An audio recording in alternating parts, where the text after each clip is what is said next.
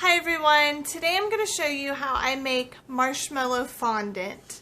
I'm sure this recipe is probably on YouTube a million times, but I thought I would just go ahead and share it because this is something I do make on occasion. Sometimes I buy store-bought fondant, but I don't have any, and I'm not going to be going to a store that actually sells it, and I need it for a cake I'm going to be working on this weekend. So I thought I would just go ahead and show you how I make my marshmallow fondant.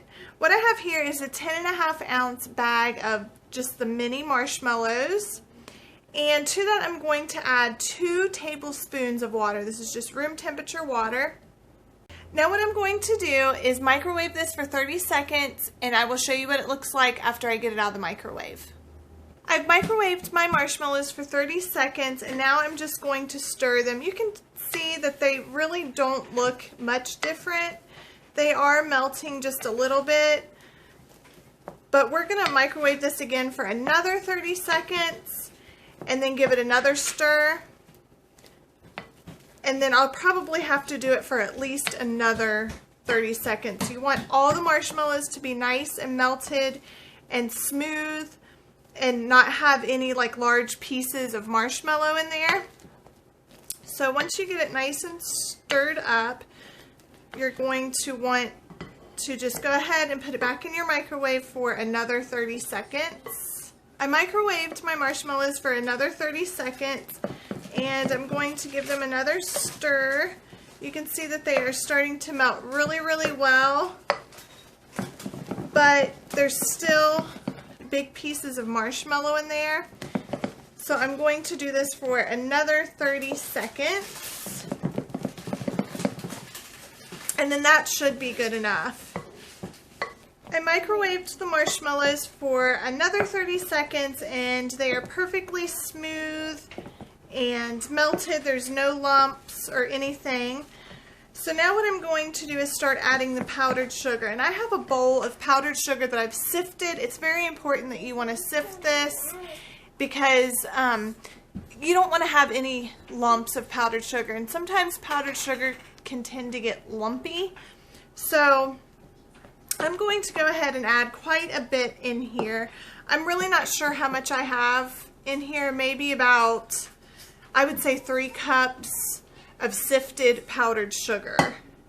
So I'm going to add quite a bit of it and just start mixing it in.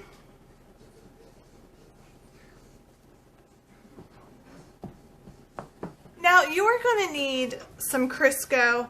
This is just vegetable shortening, and you're going to want quite a bit of it because you're going to want to wipe down your counter wherever you're going to be kneading your fondant, and you also want some to coat your hands so that the fondant doesn't stick too badly to you.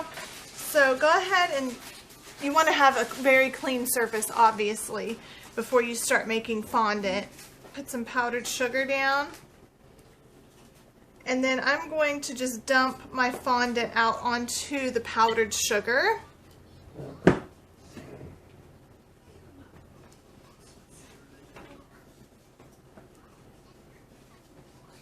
And again, this is very, very messy. This takes a little bit of patience and muscle power, and if you don't like to mess your kitchen up, then I suggest you probably don't make this. And I'm sorry if my lighting keeps going off. It's kind of sunny today, but there's clouds and the sun keeps going behind the clouds, so it keeps sort of messing it up a little bit. Alright, so I think I've pretty much got all of my marshmallow out of the bowl. So now I'm going to just start kneading this, and you really want to work that powdered sugar into your fondant. And you want to be sure to have quite a bit on hand. And it's not too long of a process really. Once you start working the powdered sugar in, the stickiness goes away quite a bit. But you still want to just keep adding in that powdered sugar, get it kneaded in there really, really well. And I hope you guys can see what I'm doing because I can't really tell with my camera angle what exactly it's pointing at. It's also really good to work that shortening in there because that'll help it a lot as well. And I just keep adding powdered sugar every once in a while.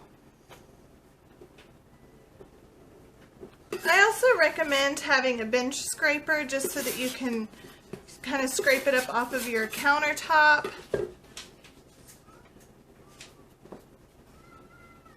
My fondant is feeling nice and firm now.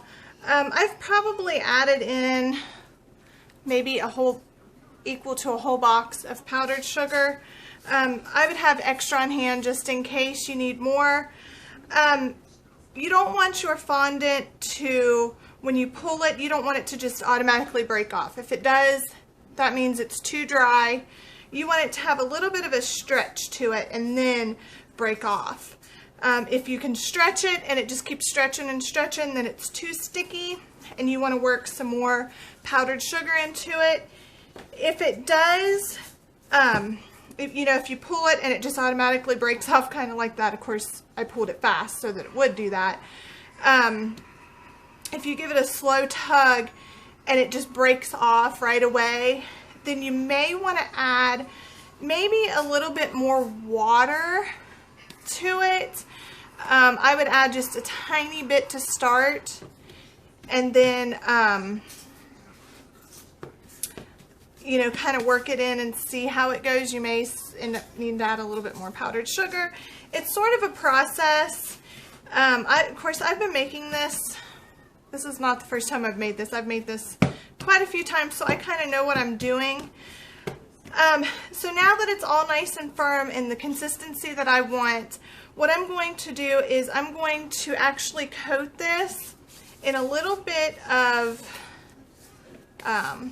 Crisco, just all the way around. So once I have it coated in the Crisco, I'm going to wrap this in plastic wrap and then I'm going to put it into a freezer bag and let it sit overnight. You want it to be nice and sealed tight so that it does not dry out, and you want to leave it set overnight so that it can kind of cure, I guess. I don't know if that's the right word to say, but you want it to sort of just sit and ripen, I guess maybe might be a better word, overnight. And then tomorrow I'm going to be making my little figures.